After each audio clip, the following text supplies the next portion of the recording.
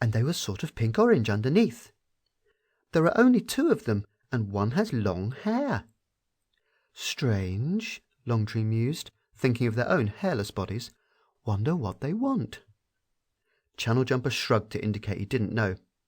"The short-haired one followed me," he said. Longtree felt the chill blue of fear creep along his spine, but immediate anger at himself changed it conveniently to purple, and he was certain Channel Jumper hadn't noticed. When he had controlled himself, he said, "Well, it doesn't matter. I've got to get on with my symphony. That last note." "He's here," Channel Jumper announced. "What?" Channel Jumper pointed eagerly, and Longtree's eyes followed the direction to where the alien stood at the top of a nearby dune, staring at them. Longtree could feel his skin automatically turning red with caution, blending with the sand while the ever-trusting Channel Jumper remained bright orange. "Good gosh!" the alien exclaimed. "Not only do they look like modified grasshoppers, they change color too." "What'd he say?" Longtree demanded. "How should I know?" Channel Jumper said. "It's in another language." "And its voice!" Longtree exclaimed, almost disbelieving it. "Low, lower than even our drums rumble." "And they talk in squeaks yet," the alien told himself aloud. Longtree regarded the alien carefully. As Channel Jumper had said, the creature was short and had close-cropped hair on its head. The legs were brief and pudgy, and Longtree felt a shade of pity for the creature who could obviously not get around as well as they. It was undoubtedly intelligent, the space rocket testified to that, and the fact that the creature's skin color stayed a peaceful pink-orange helped assure Longtree the alien's mission was friendly. The alien raised a short arm and stepped slowly forward. "I come in peace," he said in the language they could not understand. "My wife and I are probably the only humans left alive. When we left Earth, most of the population had been wiped out by atomics. I think we were the only ones to get away." Longtree felt his redness subside to orange, and he wondered idly what the alien had said. Except for a natural curiosity, he didn't really care, for he remembered suddenly the symphony he had to finish by tomorrow if he were to marry Redsand. But there was the element of politeness to consider, so he nudged Channel Jumper. "Don't just stand there. Say something." Channel Jumper flustered and turned several colors in rapid succession. He stammered, "Welcome to our planet, O visitor from space," and motioned the alien to sit down. "That's not very creative," Longtree accused. "What's the difference?" Channel Jumper pointed out, "when he doesn't understand us anyway." "You guys don't really look like grasshoppers," the man from Earth apologized, coming forward. "It's just the long legs that fooled me from up there. Boy, am I glad to find somebody intelligent on Mars.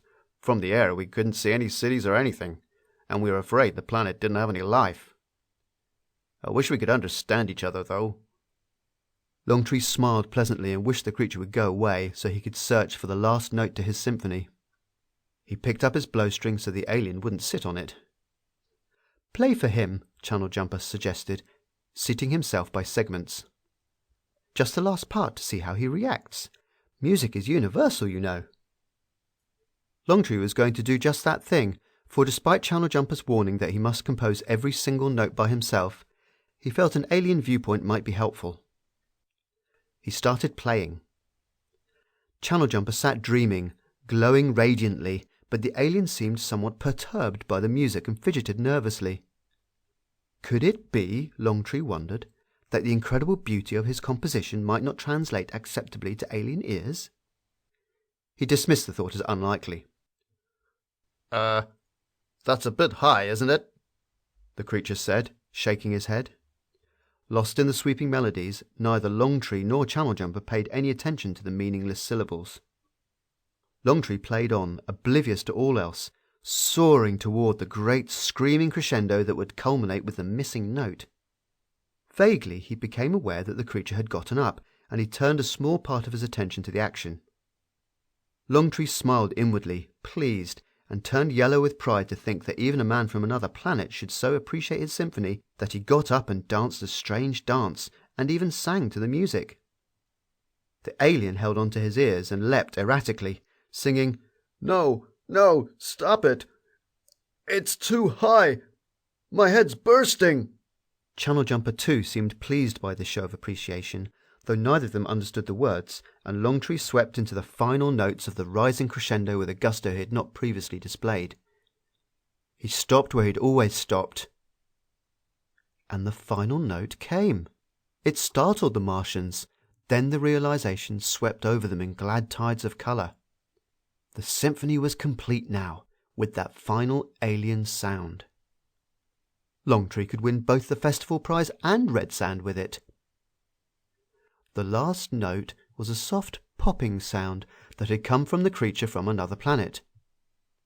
They looked to see him sagging to the ground, his head soft and pulpy.